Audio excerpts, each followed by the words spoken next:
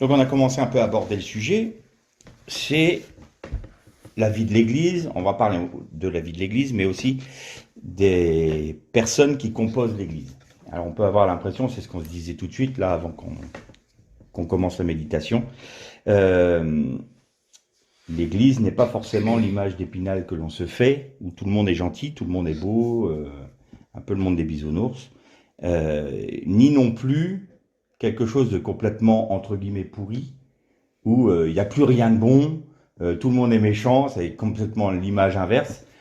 Pourquoi on peut avoir ces idées-là? C'est parce que on veut partir du principe qu'en étant chrétien, on va rencontrer que des chrétiens qui sont bienveillants, qui veulent aimer le Seigneur, qui veulent suivre le Seigneur, et auquel cas on se fait la fameuse image d'Épinal.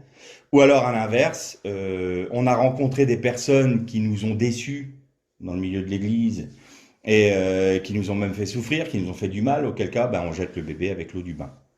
Et on peut avoir ces deux visions qui sont fausses toutes les deux et ne pas comprendre ce qu'est l'Église. Et excusez-moi. Et donc je voudrais qu'on commence notre méditation en lisant un passage de l'évangile de Matthieu au chapitre 13 et on va commencer la lecture au verset 24. Donc c'est la fameuse parabole que le Seigneur a donnée concernant l'ivraie. Et on prendra la parabole précédente aussi pour préciser notre pensée. Donc Matthieu 13, verset 24, je commence la lecture. Il leur proposa une autre parabole et il dit, le royaume des cieux est semblable à un homme qui a semé de la bonne semence dans son champ, mais pendant que les gens dormaient, son ennemi vint, sema de l'ivraie au milieu du blé et s'en alla. Lorsque le blé eut poussé en herbe et donné du fruit, l'ivraie parut aussi. Les serviteurs du maître de la moisson vinrent lui dire, Seigneur, n'as-tu pas semé de la bonne semence dans ton champ? D'où vient donc qu'il y ait de l'ivraie? Il leur répondit, c'est un ennemi qui a fait cela. Et les serviteurs dirent, veux-tu que nous allions l'arracher? Non, dit-il, de peur d'arracher l'ivraie, vous ne déraciniez en même temps le blé. Laissez croître ensemble l'un et l'autre jusqu'à la moisson, et à l'époque de la moisson, je dirai au moissonneur, arrachez d'abord l'ivraie, et liez-la en gerbe pour la brûler, puis amassez le blé dans mon grenier. Et avant cette parabole, le Seigneur en a donné une autre que nous allons trouver un peu plus haut, je crois. Voilà. Donc c'est au verset 1er du chapitre 13. Donc c'est le semeur. Ce jour-là, Jésus sortit de la maison et s'assit au bord de la mer. De si grandes foules s'assemblèrent auprès de lui qu'il monta s'asseoir dans une barque. Toute la foule se tenait sur le rivage. Il leur parla longuement en parabole et disait, le semeur sortit pour semer. Comme il semait, quelques grains tombèrent le long du chemin. Les oiseaux vinrent et les mangèrent. D'autres tombèrent dans les endroits pierreux où il n'avait pas beaucoup de terre. Ils levèrent aussitôt parce qu'ils ne trouvèrent pas une terre profonde. Mais quand le soleil se leva, ils furent brûlés et séchèrent faute de racines. D'autres tombèrent parmi les épines. Les épines montèrent et les étouffèrent. D'autres tombèrent dans la bonne terre. Ils donnèrent du fruit, un grain 100, un autre 60, un autre 30, que celui qui a des oreilles entende. Par ces deux paraboles, le Seigneur nous parle de l'Église. Qu'est-ce que l'Église? Pour planter un peu le tableau, on va déjà dire quelle est la pensée de Dieu concernant son assemblée, par un passage, mais qu'on va citer de mémoire. Ensuite, on va parler du moins bon vers le meilleur, on va dire. Donc la pensée de Dieu pour l'Église, quelle est-elle? Nous trouvons cela, vous vous souvenez du passage, on en a parlé encore les semaines précédentes, où Jésus demande à ses disciples, qui dites-vous que je suis? Et l'apôtre Pierre dit, tu es le Messie, le Fils du Dieu vivant, à quel autre irions-nous que toi? Tu as les paroles de la vie éternelle. Et Jésus lui répond, tu es heureux, Pierre, de ce que tu as reçu de ces choses, non pas de la chair et du sang, mais de mon Père qui est dans les cieux. Et Jésus poursuit en disant, tu seras appelé Céphas, c'est-à-dire Pierre, donc Céphas c'est en grec, et Pierre en hébreu c'est Even, tu seras appelé Even, et sur cet Even, je bâtirai mon église. Il faut savoir que dans la déclaration de Pierre, il y avait deux choses. Il y avait la notion de fils, fils de Dieu, et la notion de père, de Dieu le Père. Et donc, quand vous prenez le mot père en hébreu, c'est le mot Av. Donc vous avez ce qu'on appelle la lettre Aleph et un Bet. Le mot pour fils, c'est Ben. Et là aussi, vous avez un Bet et un Nun. Quand vous liez les deux mots, vous avez le mot Even, qui donne pierre. Donc quand vous liez père et fils, vous avez le mot pierre, la pierre de l'angle, celle sur qui on bâtit tout l'édifice. Mais la lettre commune aux deux mots, qui se trouve au milieu, c'est la lettre en hébreu Beit. Et Beit, c'est la maison.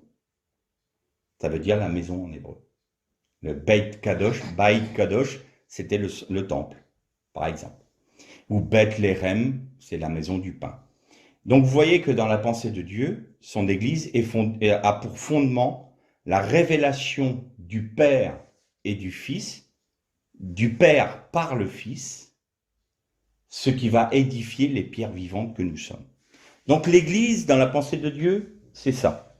Donc, avancer dans la connaissance de Dieu en Jésus-Christ. À la création, Dieu a donné à l'homme une capacité de raisonnement, une intelligence, on va dire, qui a pour nom, je retrouve un peu le nom hébreu, c'est le Sérel. Le Sérel, c'est l'intelligence de l'homme propre, quoi. Et d'ailleurs, c'est cette intelligence qui a été souillée au moment de la chute où, pas Ève, mais Isha a pris le fruit de l'arbre de la connaissance. Et on en a parlé la semaine dernière, il me semble, où on disait que à partir du moment où elle a pris de cet arbre-là, enfin du fruit de cet arbre-là, sans passer par l'arbre de la vie, c'est son âme qui a été nourrie, qui a été irrégénérée. Mais il y a plus que ça, parce que le serpent, dans le même temps, a mis sa semence diabolique en elle. Mais là, c'est une autre méditation qui demanderait plus de temps. Quoi qu'il en soit, la nature charnelle que nous avons héritée vient de cet événement-là. Et donc notre capacité d'intelligence, notre capacité de sagesse humaine a été souillée par ça. Et le Seigneur nous dit que pour comprendre la notion de l'Église, il nous faut atteindre ce qu'on appelle la Bina chez les Hébreux. Et la Bina, c'est la sagesse selon Dieu, par l'Esprit de Dieu. Esprit de vérité qui vous conduira dans toute la vérité, c'est la Bina.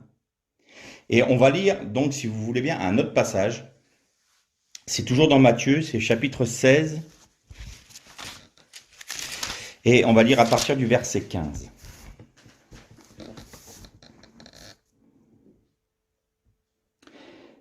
Mais vous, leur dit-il, que dites-vous que je suis? Simon-Pierre lui répondit, bon, ça c'est le passage qu'on a vu, pardonnez-moi, c'est pas ça que je voulais lire, c'est 1 Corinthiens, chapitre 3.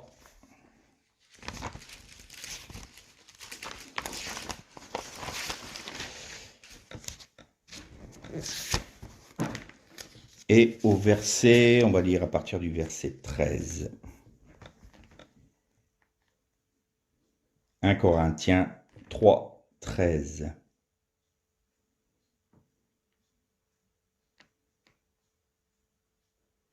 Non, je vais le faire de mémoire. Ce passage-là, c'est pour un peu plus tard. Il y a un moment où l'apôtre Paul parle à Timothée et lui dit, ils ont leur connaissance, leur intelligence corrompue. Et il parle des fameuses personnes qui sont dans les églises, mais qui ne sont pas disciples du Christ. Et après avoir donc parlé de l'église selon Dieu, c'est-à-dire sur la base de la révélation de Dieu en Jésus-Christ, on va parler des trois entités que nous trouvons, des trois types de personnes que nous trouvons dans les églises. La première, nous allons trouver des méchants, mais méchants selon la parole de Dieu. C'est pas une personne qui est forcément méchante, vindicative, qui va râler, c'est pas ça, être méchant. Méchant, selon la Bible, c'est l'opposé de juste. Vous pouvez avoir quelqu'un de très gentil, d'extrêmement agréable, d'extrêmement courtois, mais selon la Bible, c'est un méchant. Donc là, il va falloir qu'on détermine ensemble ce qu'est le méchant.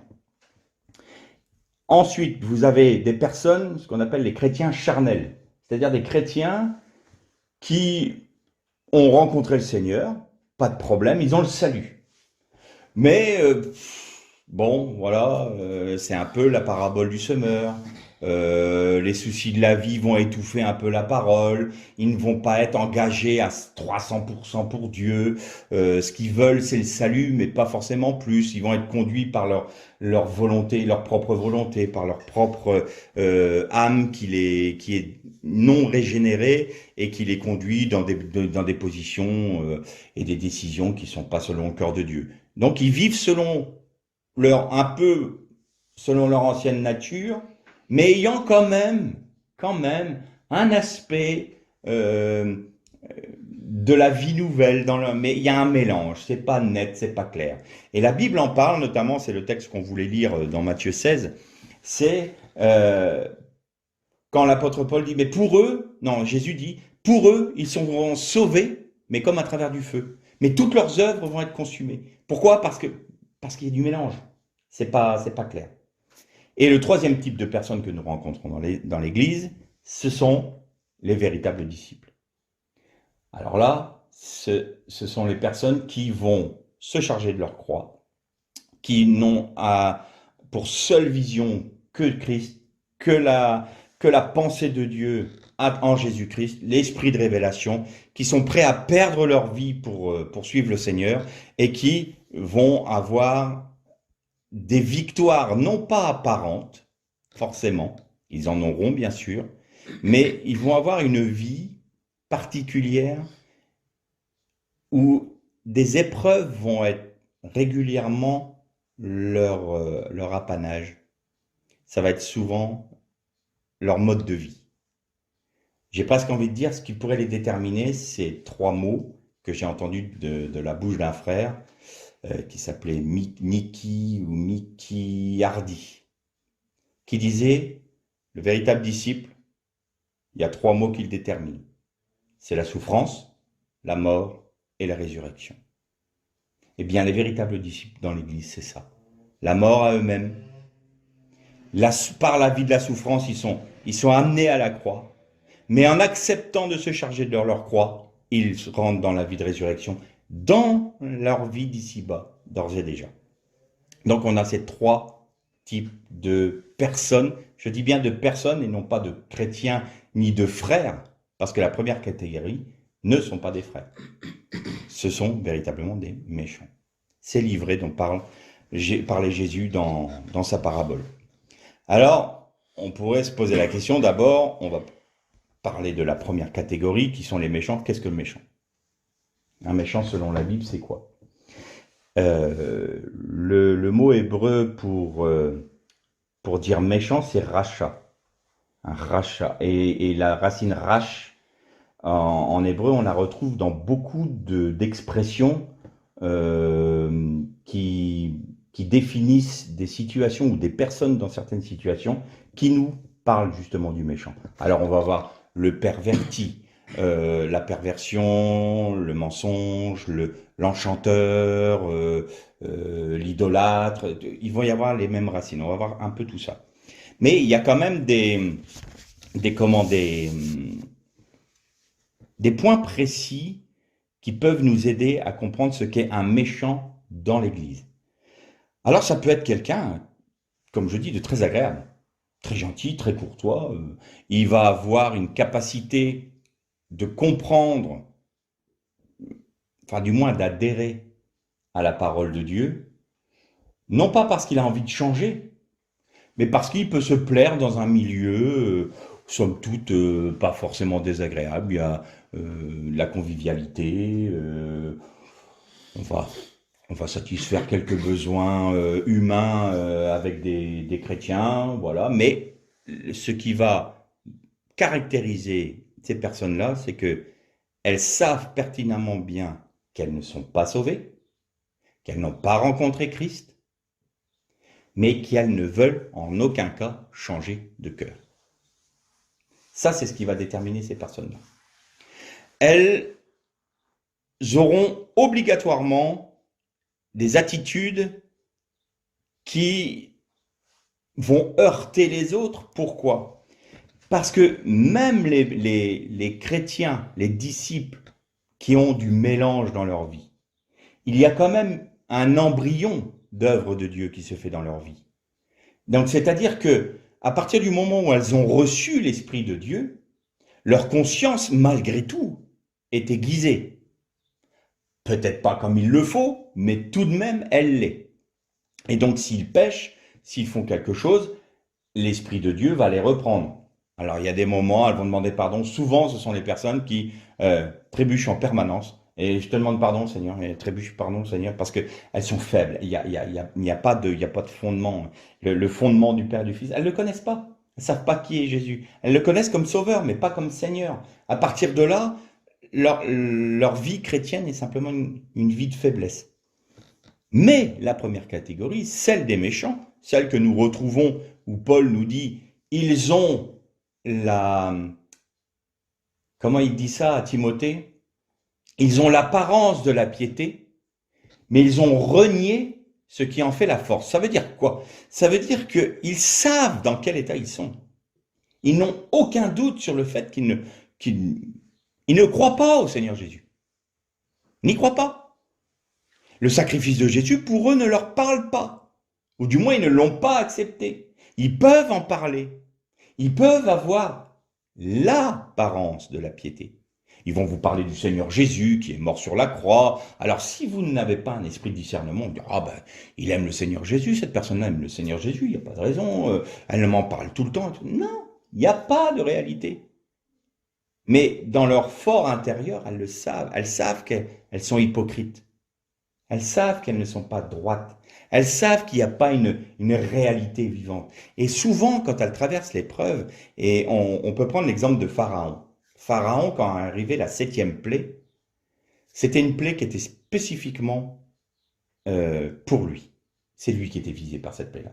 La plaie de la grêle, un mélange de feu et tout ça, c'était pour que Pharaon réalise qu'il n'était pas Dieu. Parce que Pharaon se prenait pour Dieu.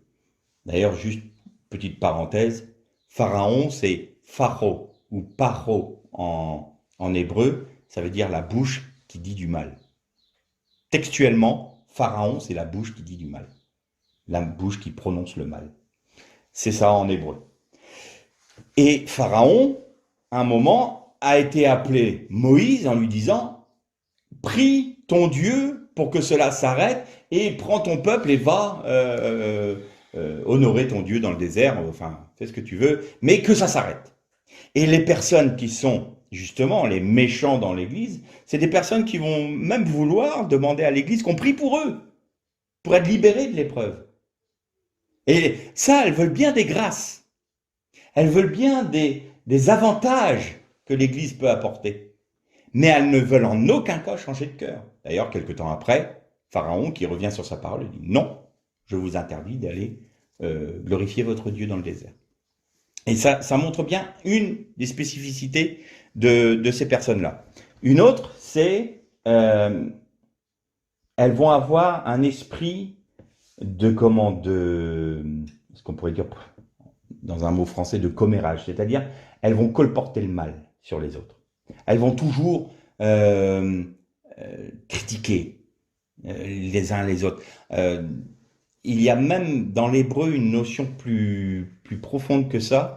C'est Ésaïe, je crois, ou Ézéchiel, je ne sais plus quel prophète, dit que celui qui colporte les ragots, entre guillemets, il apporte la mort. Derrière tout ça, il y a un esprit meurtrier. L'esprit de Caïn, pardon, pas Abel. Abel, c'est celui, ou Havel plus précisément. Mais il y a un esprit de meurtre derrière. À partir du moment où ils vont apporter le mal.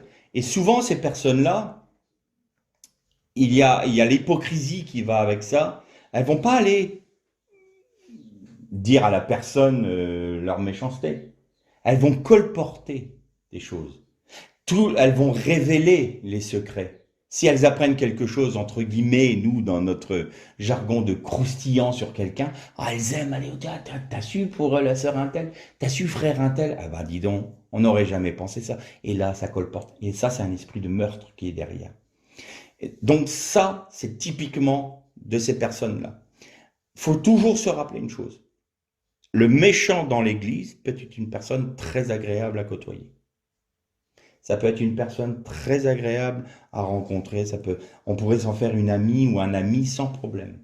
Sauf que l'esprit qui l'anime n'est pas un esprit du Christ parce qu'elle ne l'a jamais voulu et l'esprit de Dieu n'est pas dans ces personnes-là.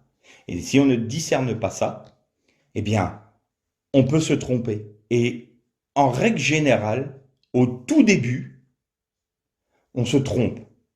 Et on ne peut pas faire la différence. Et la parabole nous en parle bien. Quand vous voyez de la mauvaise herbe pousser, tout jeune plante, ça vient de sortir, et que vous voyez du blé pousser, ils ont exactement le même aspect. Que vous prenez de la mauvaise herbe ou que vous prenez du blé, exactement pareil. C'est au terme où vous voyez des tiges grandir pour le blé, puis des épices former, vous dites, oh là, ça c'est du blé, mais là, ce qui a poussé à côté, c'en est pas. Donc c'est à maturité qu'on discerne. Il y a des moments, on va se tromper sur des personnes. Tout ça parce qu'il y a cet esprit d'hypocrisie derrière. L'esprit d'hypocrisie est là. Elles vont se mouler, elles vont prendre entre guillemets ce qu'on dit nous dans nos milieux, notre patois de Canaan. Elles vont employer les mêmes termes, elles vont employer les mêmes mots, elles vont parler d'expériences qu'elles n'ont pas faites, mais d'autres. Alors on va, ah oui, ah mais cette sœur-là, oh ce frère-là, il est vraiment chrétien, vous savez, il m'a parlé de sa connaissance, qu'il a rencontré le Seigneur, puis on voit bien qu'il aime parler de Dieu. Mais oui, il aime la compagnie de l'Église, il aime bien les avantages. Ah, si les frères peuvent prier pour que mes affaires aillent mieux, ah, si les frères peuvent prier pour que je ne sois pas malade, ah, si les frères peuvent... C'est tout. C'est gratter quelque chose, mais aimer Dieu, jamais. Jamais. Donc, ils sont aux yeux de Dieu méchants, c'est-à-dire ils n'ont pas été justifiés par le sacrifice de Jésus parce qu'ils ne l'ont pas accepté. Et ça peut paraître étrange, mais oui, ils sont dans les églises. Ces personnes-là sont dans les églises. Et donc, normalement, une église en bonne santé, qui est conduite par des anciens qui ont un esprit de discernement, au bout d'un moment, les anciens se disent « Ah, là, c'est pas du blé, ça. C'est pas du blé. » Alors, la logique, c'est « Frère un tel, enfin, vous qui vous dites frère, écoutez, nous, on n'a pas discerné chez vous l'Esprit de Dieu. Est-ce que vous voulez vous repentir? Parce que là, il y a un problème. » Et là, vous voyez tout de suite si la personne veut se repentir ou non. Si elle veut se repentir, c'est qu'elle a été touchée par la grâce de Dieu, auquel cas, oui, elle rentre dans la maison de Dieu, elle rentre dans le troupeau de Dieu. Et là, ok, pas de problème, c'est un frère ou une sœur. Mais en règle générale, ces personnes-là qui savent très bien dans quel état elles sont et qu'elles n'ont jamais décidé et elles ne veulent pas rencontrer Dieu, elles vont vous massacrer verbalement. Elles vont vous dire non, on ne veut pas de ça, c'est n'importe quoi. De quel droit vous venez me dire ça? Et puis elles vont se draper dans leur dignité entre guillemets et puis dire moi je m'en vais parce que je peux pas rester. Pourquoi? Parce qu'elles ont été dévoilées. Et quand Dieu met les choses à la lumière, on a deux positions. Soit on se rebelle, soit on s'humilie. Il n'y a pas trois chemins. Hein. Il n'y a pas trois chemins. Et donc là, vous voyez si c'est de Dieu ou non. Donc cette première catégorie-là, il y a des méchants. Et ça, c'est à nous de les discerner. Le Seigneur veut nous aider par son esprit. Ensuite, vous avez les chrétiens que je dirais chrétiens mélangés. Ah, ils ont rencontré le Seigneur, il n'y a pas de doute là-dessus, aucun problème. Mais alors, soit elles n'ont pas été enseignées correctement, soit elles ont une paresse spirituelle. Parce qu'il peut y avoir ça aussi, une forme de paresse spirituelle. Et aussi, on veut bien donner à Dieu jusque-là de notre vie, mais pas plus. Parce que, moi, perdre ma vie complètement, non, j'ai envie de garder ça. Ah, et si jamais je perdais ma maison? Ah, et si je perdais ma fortune? Et si, ah non, moi j'ai mes petits plaisirs à moi, je les aime bien. Oh, ça n'a pas de conséquences, hein, Dieu. Il y a pas un engagement à 100% pour Dieu. Elles veulent bien du salut, elles veulent bien louer le Seigneur dans l'assemblée avec les frères, mais elles ne veulent pas perdre totalement leur vie. Donc il y a du mélange chez elles. Ce que j'appelle ces chrétiens qui restent dans le parvis du temple. Elles restent dans le parvis. Donc elles sont au contact de l'autel des sacrifices du bassin de purification, de l'eau de purification. Donc elles sont indéniablement sauvées. Il n'y a pas de problème à ce niveau-là. Ce n'est pas une question de salut, mais c'est une question de rentrer dans le royaume ou non. Il faut savoir que les paraboles qu'on vient de lire sont les paraboles du royaume. Ce qu'on dit du parabole du royaume. Et vous savez que chez les Hébreux, ils appellent ça les séphirotes. Les séphirotes, c'est les 10 qualités de Dieu qui conduisent au royaume. C'est-à-dire qu'ils ont repris l'arbre de la vie et ils disent, vous avez au premier niveau, donc celui qui est le plus haut, c'est le Kéter, c'est la couronne. Ensuite, vous avez 3 colonnes. Et il y a notamment la Bina. Donc il y a 3 colonnes, la Bina, la beauté, et donc vous avez la première colonne qui est la compassion. Celle du milieu, c'est la connaissance. Et celle, la suivante, c'est le jugement. Et ce qui est frappant, c'est que ils nous critiquent en règle générale, les Juifs nous disent, ben vous les chrétiens, vous êtes des païens parce que vous croyez en 3 dieux. Mais on peut leur dire, mais non, on croit à votre arbre de la vie. Vous avez Dieu compassion, Dieu connaissance et Dieu du jugement. Le Père, le Saint-Esprit et le Fils. C'est tout en un. C'est une seule couronne, ça vient d'un seul être et qui a pour but le royaume ici. Mais on parle de la même chose. Mais vous n'avez pas reconnu le Fils comme étant Dieu compassion. Et cette réalité de la plénitude de Dieu, c'est pas ce que recherche cette fameuse deuxième catégorie. Ce qu'il recherche, c'est simplement, moi j'ai le salut, j'ai ma petite vie chrétienne, tout va bien. Faut pas m'en demander plus, moi ça va, je suis bien. On arrête les frais là. Donc leur œuvre, elle est pas spirituelle. Je vous dis, c'est des chrétiens qui sont faibles, on voit bien qu'ils ont permanence de la faiblesse, il n'y a pas de progrès spirituel, ils grandissent pas dans le Seigneur parce que, bon voilà, ils restent des petits-enfants. Il leur faut leur apporter du lait. Ils sont constamment j'ai besoin d'une parole d'encouragement, frère, parce que je suis vraiment attaqué. Oh frère, j'ai telle situation, vous voulez bien prier pour moi? J'essaye de lire la Bible, mais je ne comprends pas. Et voilà, vous remarquez là qu'il y a une faiblesse dans cette vie-là. Il n'y a pas de force, on reste un bébé. Mais ils sont le salut. Et Jésus dit, pour eux, ils sont sauvés, mais comme au travers du feu. Ils m'ont pas suffisamment aimé pour m'abandonner leur vie. C'est-à-dire qu'ils m'ont aimé simplement pour les bienfaits que je peux leur apporter. Mais ils ne m'aiment pas suffisamment pour perdre leur vie et me la donner entièrement. Ça, c'est ce qui caractérise cette deuxième catégorie. Et on a la troisième catégorie, qui, pour moi, est vraiment le type de l'épouse de l'agneau, qui est, l'Apocalypse nous dit, ils ont vaincu Satan à cause de la parole de leur témoignage, à cause du sang, et ils n'ont pas aimé leur vie jusqu'à la perdre. Ça, c'est les disciples qui vont suivre Jésus partout où il va.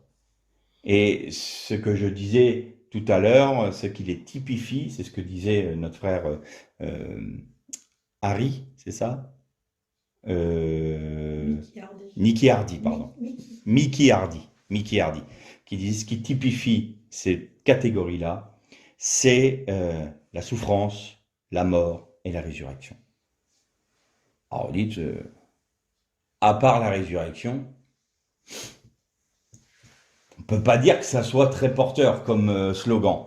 Je vous promets la souffrance, la mort, il y a quand même la résurrection. Hein. Mais c'est Churchill, hein, je vous promets des larmes et du sang. Alors il y en a certains, bouf, ça ne donne pas tellement envie. Sauf que, la souffrance, elle vient d'où? Parce que souvent on se dit, ah, on promet la souffrance, le Seigneur va permettre que j'ai des épreuves terribles dans ma vie.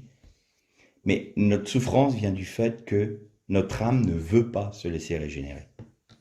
Même si notre nature charnelle acquise en Adam, au premier Adam, est morte sur la croix, c'est un fait établi, ben, notre âme, elle n'est pas restaurée et elle n'a pas envie. Il y a un côté chez nous, un peu de deuxième catégorie de chrétiens, enfin deuxième catégorie de personnes dans l'assemblée.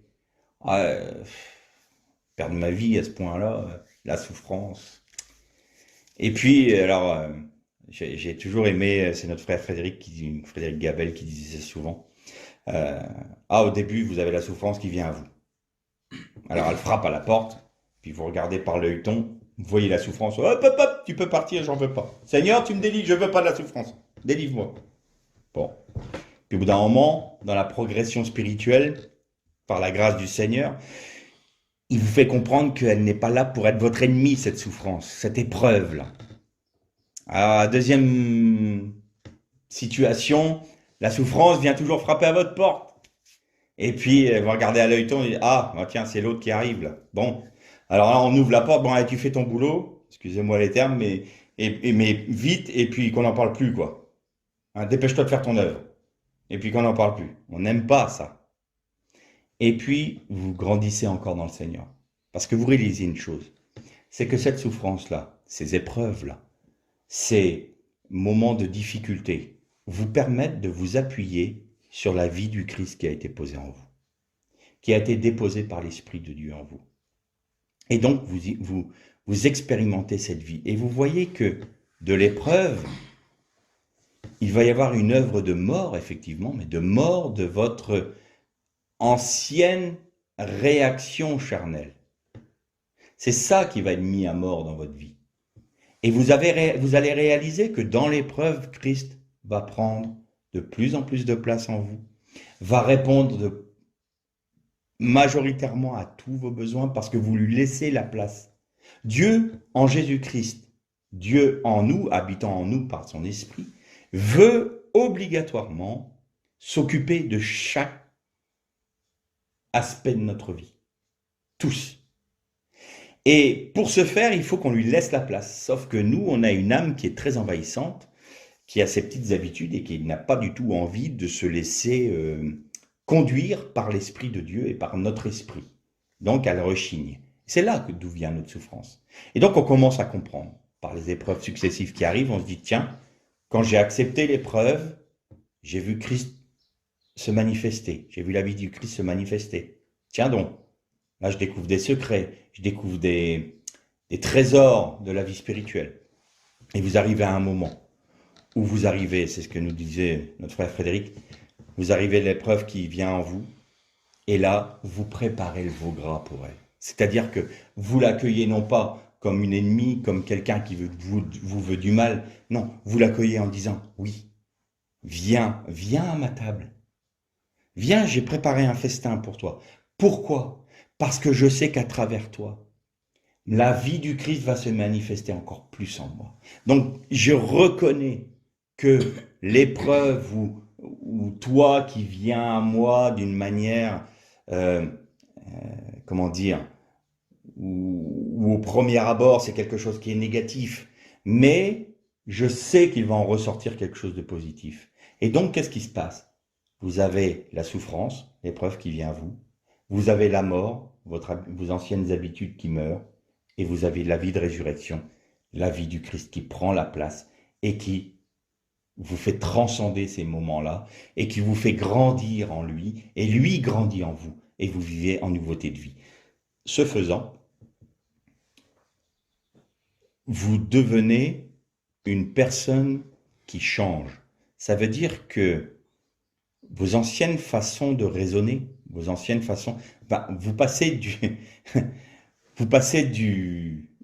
Sével, la connaissance de l'homme par l'homme, vous rentrez dans la Bina, c'est-à-dire la sagesse selon Dieu. Forcément, en étant dépouillés nous-mêmes, en ayant notre âme restaurée, en ayant notre intelligence restaurée, C'est le roi David qui disait, tu restaures mon âme, mais tu renouvelles mon intelligence. David, le roi David, dans ses psaumes, tout était prophétique. C'est magnifique, les psaumes. Il y a une révélation spirituelle à travers les psaumes, c'est merveilleux.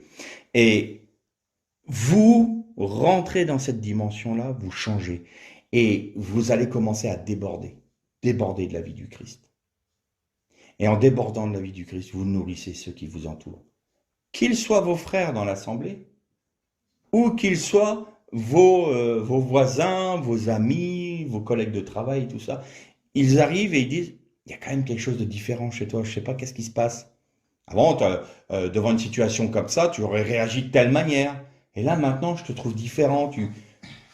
Tu exprimes une autre personne. Oui, forcément, vous exprimez la pensée du Christ. Vous exprimez la vie du Christ. Et donc, vous êtes des vrais disciples du Christ. Parce que vous n'avez pas aimé votre vie jusqu'à la perdre. Donc, dans l'assemblée, il y a ces 3 catégories de personnes. La première catégorie, malheureusement, sans la repentance, elles iront au jugement. Il ne faut pas se faire d'illusions. Si on n'accepte pas le sacrifice de Jésus, si on n'accepte pas l'œuvre de la croix, c'est le jugement qui nous attend. Pourquoi? Parce que Dieu a tout accompli pour nous. Il suffit pour nous juste de tendre la main et de saisir le cadeau qui nous est fait. Si on le méprise et si on le rejette, ben on a juste à s'en prendre à soi-même.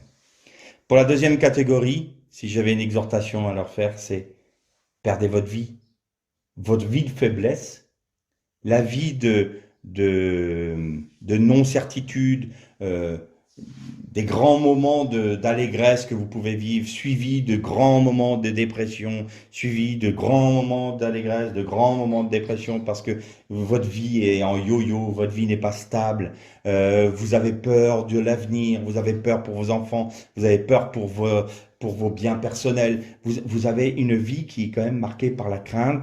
Il y a des grands moments de joie, puis des grands moments de dépression. Voilà, il y a de l'instabilité, de la faiblesse. Vous péchez, vous n'aimez pas votre péché, mais vous demandez pardon. Bien sûr, vous avez le pardon de Jésus-Christ. Puis vous dites, bah, prenez des résolutions au Seigneur, maintenant que tu m'as pardonné, celui-là, j'en veux plus. Et puis vous êtes terriblement déçu après parce que vous voyez que vous retombez dans les mêmes travers, dans les mêmes péchés. Et il y a encore une chose qui se passe dans votre vie qui est pire. C'est que Satan vient et vous accuse en permanence. Il vous accuse et il vous accuse. Ah, tu te dis chrétien, mais regarde, t'as fait ci. Ah, tu te dis chrétien, mais regarde, t'as fait ça. La faiblesse qui est la vôtre vient simplement du fait que vous ne voulez pas perdre votre vie. Si vous perdez votre vie, vous gagnez celle du Christ. Si vous gagnez celle de Christ, vous êtes plus que vainqueur. Donc mon exhortation pour ces personnes-là, c'est accepter l'appel de Jésus-Christ qui vous dit, allez, perds ta vie, laisse-moi vivre en toi, laisse-moi prendre toute la place en toi. Et pour ceux, la troisième catégorie, qui ont accepté de perdre leur vie, ne pensons pas une seule seconde que nous sommes arrivés au bout du chemin. Nous avons toujours la possibilité de nous lasser, de nous arrêter sur ce chemin-là et de reprendre notre vie. Auquel cas, ça serait terrible pour nous. Parce qu'on retournerait dans une faiblesse. Je ne dis pas qu'on forcément on abandonnerait Dieu, ce n'est pas la question. Mais à nouveau, on revient dans la deuxième catégorie et il y a quelque chose qui se brise. Mais brisé pas dans le bon sens du terme. Donc, il ne faut jamais oublier que la promesse de Dieu, ça a été pour les appelés, tous sont appelés. Les élus, tous peuvent être élus. Mais les fidèles, c'est eux l'épouse du Christ. Les appelés, les élus et ceux qui restent fidèles. Donc il faut rester fidèle à se charger de notre croix chaque jour. Et il y a, j'en ai pas parlé, mais il y a quand même une quatrième catégorie, et là c'est terrible pour eux. C'est très peu, c'est pas majoritaire heureusement. La quatrième catégorie, c'est ceux qui ont connu la vie de l'esprit et qui sciemment l'ont abandonné. Et là, ça serait une autre méditation parce que ça peut aller jusqu'au péché contre le Saint-Esprit, qui là, il n'y a plus de salut possible. Mais c'est une autre méditation, on ne peut pas en parler en 30 secondes comme ça.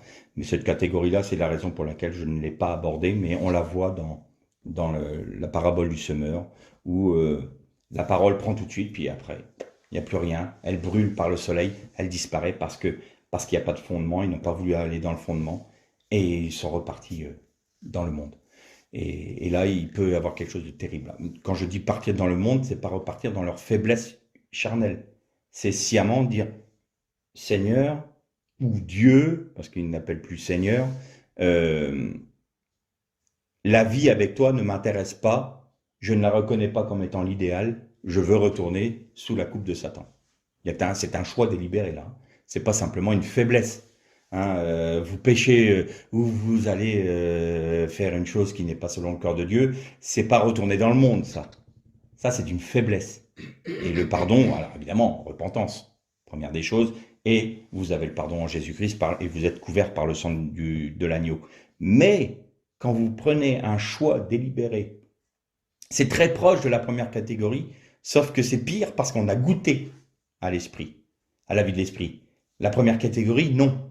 Elles ont juste à accepter le sacrifice de Jésus et elles sont sauvées.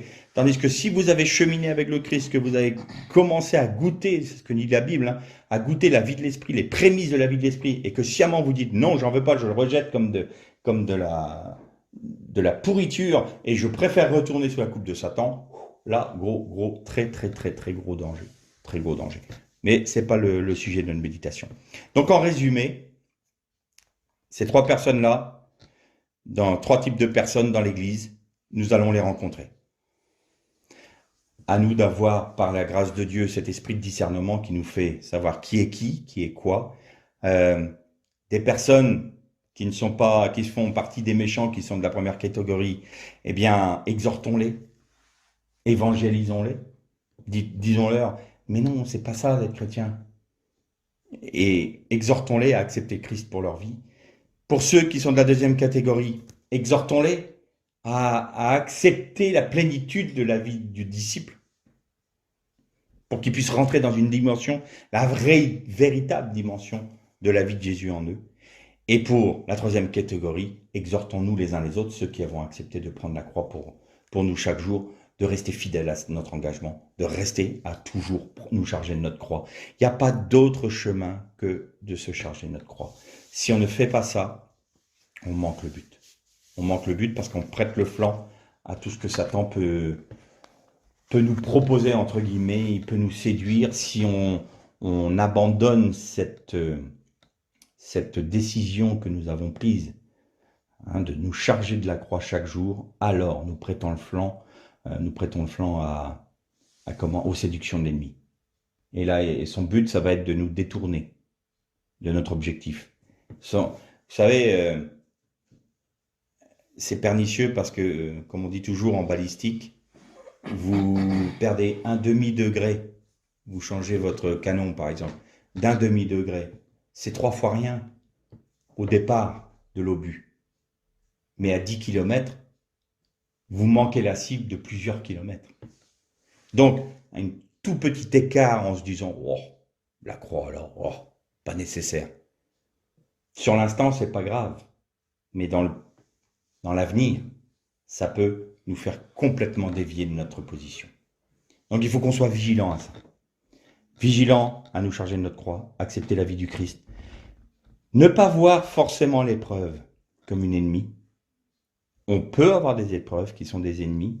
C'est ce que j'appelle les actions périphériques de Satan, auquel cas en Jésus-Christ on les refuse et on les rejette au nom de Jésus.